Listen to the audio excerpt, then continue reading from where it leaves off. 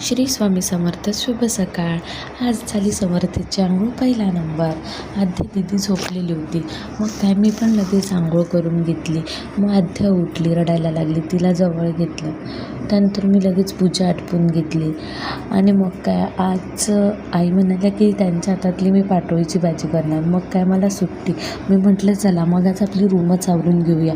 पटपट रूम आवरायला घेतली. मध्येच समर्थ पुन्हा उठला. त्याला फीड करून पुन्हा झोपी घातलं.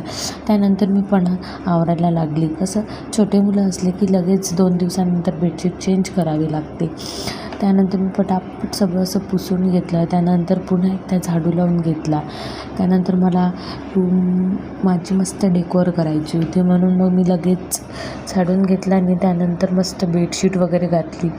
त्यानंतर रूम एकदम अशी चकचक वाटत होती. तुम्हाला मी दाखवतेच माझी रूम कशी दिसत होती.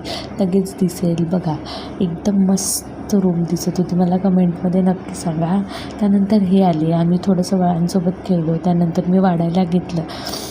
आज मस्त पाटोळीची भाजी, दही, ताक, वरण, भात, पोळी, असं मस्त कांदा, लिंबू घेऊन आम्ही मस्त जेवणाचा आस्वाद घेतला. त्यानंतर आईने आज कैरीचं लोणचं देखील केलेलं होतं. आम्ही मस्त जेवण केलं. मग समर्थला मी झोपी घातलं. आद्याला पण भरवलं. त्यानंतर मी पण निवांत झोपली. उठलो, पटापटा आवरलं. त्यानंतर वळालो किचनकडे. मस्तपैकी चहा ठेवलेला होता मी. मग काय चहा घेतला. मज्जा. मग काय झाडायला सुरुवात केली. संध्याकाळी दिवे लागायची वेळ झालेली होती. मग काय पटापट आवरलं. आणि त्यानंतर मग आद्या देखील म्हणाली की मम्मी आज आपण शुभम करोती करूया.